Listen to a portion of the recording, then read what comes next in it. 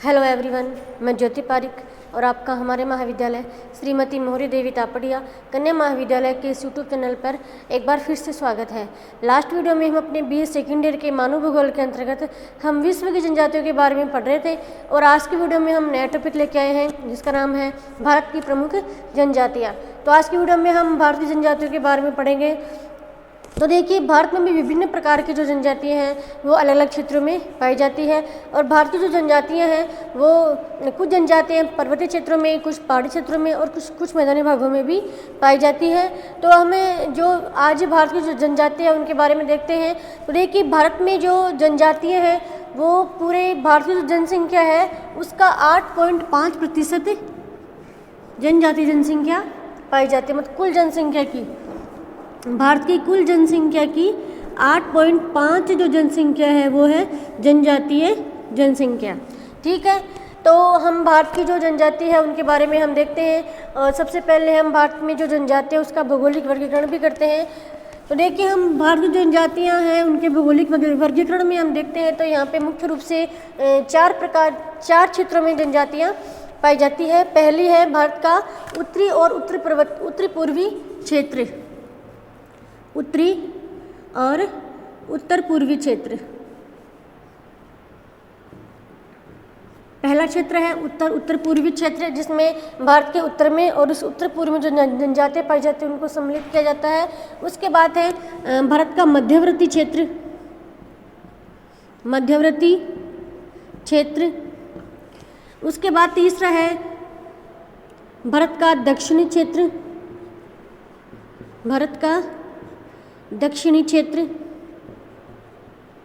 और अंडमान निकोबार क्षेत्र, अंडमान निकोबार क्षेत्र।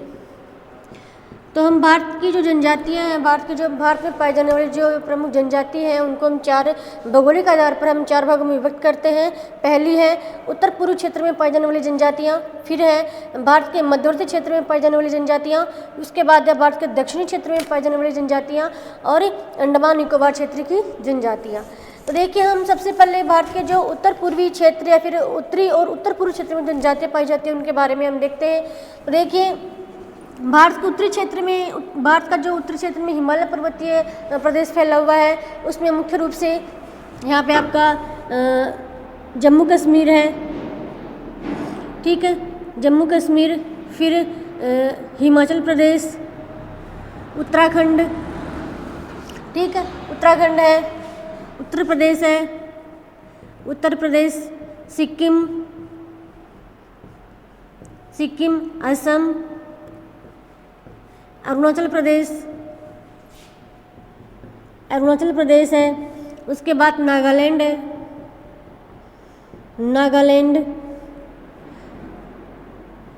त्रिपुरा, मिजोरम। ये सभी उत्तर पूर्वी क्षेत्र के राज्य हैं। उत्तर पूर्वी क्षेत्र के जो सभी समस्त राज्य हैं इन क्षेत्रों को उत्तर पूर्वी क्षेत्र में शामिल किया गया है। तो हम देखिए, भारत में जो उत्तरी और उत्तर पूर्वी क्षेत्र में जो जनजातियाँ पाई जाती है जिसमें पहली हमारी है गुज्जर। ठीक है, गुज्जर जनजातियाँ पाई जाती है जम्मू कश्मीर में। उसके बाद गद्दी और भाटिया ये पाई जाती है अपने हिमाचल प्रदेश में। ये प्रमुख जनजातियाँ हैं हिमाचल प्रदेश की। ठीक है, थारू है अपनी उत्तराखंड की प्रमुख जनजाति है थारू। उसके बाद लेपचा जो जनजाति है वो सिक्किम की एक प्रमुख जनजाति है। सिक्किम की लेपचा जनजाति कहाँ पाई जाती है? सिक्किम में लेपचा। और संथाल पाई जाती है झारखंड में।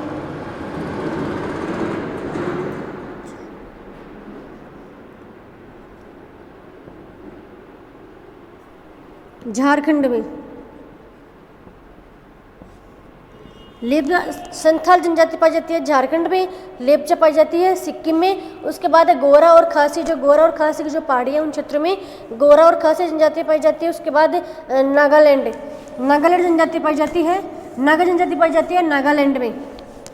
नागालैंड की प्रमुख जनजाति है नागा। उसके बाद कुकी मणिपुर में, कुकी और चकमा त्रिपुरा में। ये है अपनी दक्षिणी और दक्षिणी पूर्व की प्रमुख जनजातियाँ। ठीक है।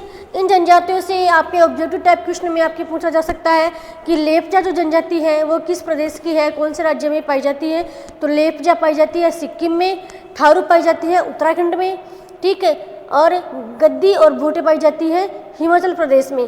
तो ये जनजातियाँ और ये जनजातियाँ जिन राज्य से संबंधित है उन राज्य के नाम आपको याद रखने हैं, ठीक है। उसके बाद हम देखते हैं मध्यवर्ती क्षेत्र की प्रमुख जनजातियाँ। तो देखिए मध्यवर्ती क्षेत्र में जो क्षेत्र शामिल है जिसमें देखिए एक राजस्थान है, राजस्थान दक्षिणी राजस्थान की जो जनजातियाँ हैं, उसके बाद गुजरात की, गुजरात, महाराष्ट्र, महाराष्ट्र, मध्य प्रदेश, मध्य प्रदेश, बिहार, मध्य प्रदेश, बिहार, झारखंड है, ठीक है, उड़ीसा, उड़ीसा, ये सभी जो राज्य है इन राज्यों में जो जनजातियाँ पाई जाती है वो जनजातियाँ होती है मध्यवर्ती क्षेत्र की प्रमुख जनजातियाँ। तो देखिए दक्षिण राजस्थान में जो जनजाति पाई जाती है वो मुख्य रूप से जनजाति है भील। कौन सी पाई जाती है? भील, दक्षिण राजस्थान के अंतर्गत। फिर गुजरात की जो जनजाति है वो है टूरी और मियाना, ये दो जनजाति हैं गुजरात की। उसके बाद टोडिया और भील ये जनजाति है महाराष्ट्र क्षेत्र की, महाराष्ट्र की। और मध्य प्रदेश की जो प्रमुख जनजाति है वो है भील, गोंड, कोल और मुंडा। ये चार प्रमुख जनजातियाँ पाई जाती है, वो कहाँ पाई जाती है? मध्य प्रदेश में, ठीक है। उसके बाद हम देखते हैं खारिया, वो पाई जाती है बिहार में, ठीक है। उसके बाद गोंड पाई जाती है उड़ीसा और आंध्र प्रदेश में, गोंड जनजाति। इसके अलावा गोंड जनजाति मध्य प्रदेश में भी पाई जाती हैं। तो ये है अपने मध्यवर्ती क्षेत्र की प्रमुख जनजातियाँ, ठीक है। फिर हम देखते हैं दक्षिणी भारत की जनजातियों के बारे में देखते हैं। तो देखिए दक्षिणी भारत में जो प्रमुख जनजातीय जो राज्य हैं जिसमें प्रमुख हैं तमिलनाडु, तमिलनाडु, केरल, आंध्र प्रदेश, आंध्र प्रदेश है, ठीक है। ये है दक्षिणी भारत की जो जनजातीय क्षेत्र है। ये है अपनी इरुला, ठीक है। ये इरुला जनजाति पाई जाती है कर्नाटक में। उसके बाद है टोडा जनजाति, वो पाई जाती है तमिलनाडु में। टोडा तमिलनाडु की एक प्रमुख जनजाति है। कहाँ की है टोडा? तमिलनाडु की। ये सब तो दक्षिण भारत की प्रमुख जनजाति है टोडा, जो कहाँ पे पाई जाती है? तमिलनाडु में, ठीक है। उसके बाद है इरुला और चेंचू, ये जनजातियाँ पाई जाती है आंध्र प्रदेश में, ठीक है। तो ये है दक्षिण भारत की प्रमुख जनजातियाँ। उसके बाद हम देखते हैं अंडमान निकोबार की जनजातियों के बारे में। तो देखिए अंडमान निकोबार की प्रमुख जनजाति है विशेष प्रकार की यहाँ पे ओगा और जरावा। यहाँ पे ये दो प्रकार की जनजातियाँ पाई जाती है।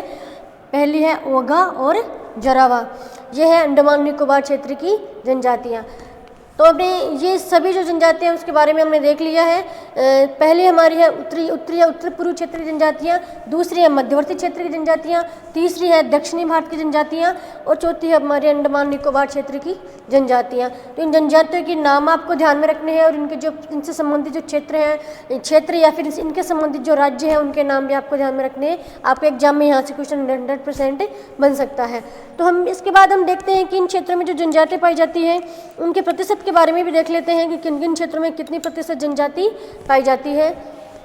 तो हम देखते हैं सबसे पहले हमारा जो उत्तर और उत्तर पूर्वी क्षेत्र है, इस उत्तर पूर्वी क्षेत्र में जो समस्त जो जनजाति है उस समस्त जनजाति का 12.33%, 12.33% जो जनजाति है वो उत्तर और उत्तर पूर्वी क्षेत्र में पाई जाती है, ठीक है।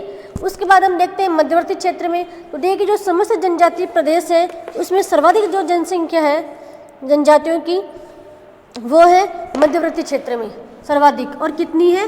81%। कितनी है? 81% जो सर्वाधिक है। भारत के जनजातियों का जो समस्त क्षेत्र है उस सभी क्षेत्रों में सर्वाधिक जनजातियाँ किस क्षेत्र में पाई जाती है?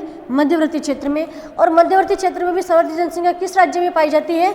मध्य प्रदेश में, ठीक है। मध्यवर्ती क्षेत्र में भी मध्य प्रदेश में सर्वाधिक जनजातियाँ पाई जाती हैं। उसके बाद हम देखते हैं दक्षिण भारत में कितने प्रतिशत जनजातियाँ हैं। देखिए दक्षिण भारत में 6.49%। दक्षिणी भारत में समस्त जनजाति का 6.49% जनजाति प्रतिशत पाई जाती है। उसके बाद हम देखते हैं अंडमान और निकोबार में, तो अंडमान निकोबार में 0.13% जनजाति पाई जाती है। ठीक है, तो ये है हमारे भारत की प्रमुख संपूर्ण जनजातियाँ। उसके बाद हम देखते हैं कि भारत में भी देखिए जो जनजाति है उसका वितरण उनके क्षेत्र की उनकी भौगोलिक विशेषताओं के आधार पर भी उनका वर्गीकरण किया जाता है। तो देखिए पहला है पर्वतीय भाग में रहने वाली जनजातियाँ। पहले है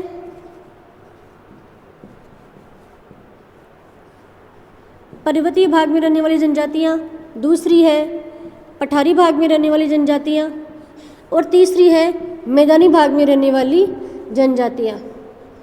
भौगोलिक क्षेत्रफल के आधार पर भी उनका वर्गीकरण किया गया है जनजातियों का। पहली है पर्वतीय भाग में रहने वाली जनजातियाँ, दूसरी है पठारी भाग में रहने वाली जनजातियाँ और तीसरी है मैदानी भागों में रहने वाली जनजातियाँ। तो देखिए पर्वतीय भाग में जो रहने वाली जो जनजाति हैं उनमें प्रमुख हैं नागा, खासी, गुज्जर और टोडा। नागा, खासी, गुज्जर और टोडा। यह है पर्वतीय भाग में रहने वाली जनजातियाँ। ये आप यहाँ पे भी देख सकते हो मैप में। देखिए नागा जनजाति, नागालैंड में पर्वतीय क्षेत्र में निवास करती है। खासी भी देख, गोरा और खासी जनजातियाँ हैं पर्वतीय भाग में। उसके बाद गुज्जर और टोडा। गुज्जर यहाँ पे आपके उत्तरी हिमालय पर्वतीय प्रदेश में, गुज्जर और टोडा देखिए आपके जो दक्षिण में जो नीलगिरी की पहाड़ियाँ हैं उनमें निवास करती हैं।